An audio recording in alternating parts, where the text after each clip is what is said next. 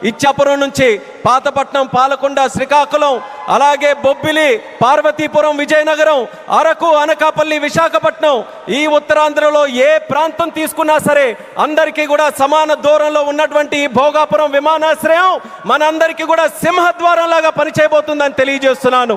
ఆఖరికి గతంలో మీరు చూసుకుంటే కొంతమంది నాయకులు దీన్ని కించపరుస్తూ, విమర్శిస్తూ, ఈ ప్రాంతాన్ని కించపరుస్తూ ఎయిర్ బస్సు కూడా తిరగని ప్రాంతమని వెక్కిలి నవ్వులు నడిచారు.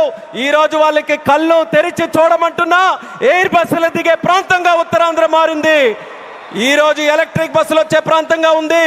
రేపు పెద్ద పెద్ద కంపెనీలనంటే దేశంలో ఉన్న కంపెనీలు కాదు, అంతర్జాతీయంగా ఉన్న కంపెనీలన్నీ కూడా మన భారతదేశంలో, మన ఆంధ్రప్రదేశ్లో, మన ఉత్తరాంధ్ర ప్రాంతానికి రాబోతున్నాయి.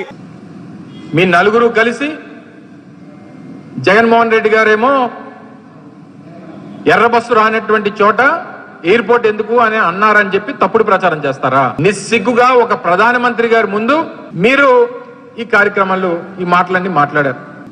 అసలు మీలో ఎవరికన్నా భోగాపురం ఇంటర్నేషనల్ ఎయిర్పోర్ట్ కి సంబంధించినటువంటి దాంట్లో మీరు చేసినటువంటిది కేవలం ఈవెంట్ మేనేజ్మెంట్ మాత్రమే.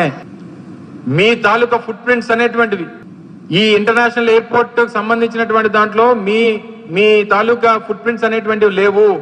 మీలా బేండమేళంలాగా నలుగురు కలిసి ఒకటే స్క్రిప్టు, నలుగురు కలిసి ఒకటే మాట, ఒకటే అబద్ధం, రాష్ట్ర ప్రయోజనాలు పక్కన పెడతాం, మోడీ గారికి భజన చేస్తాం, అబద్ధాలు ప్రజలకు చెప్తాం, జగన్మోహన్ రెడ్డి గారిని నిందిస్తాం.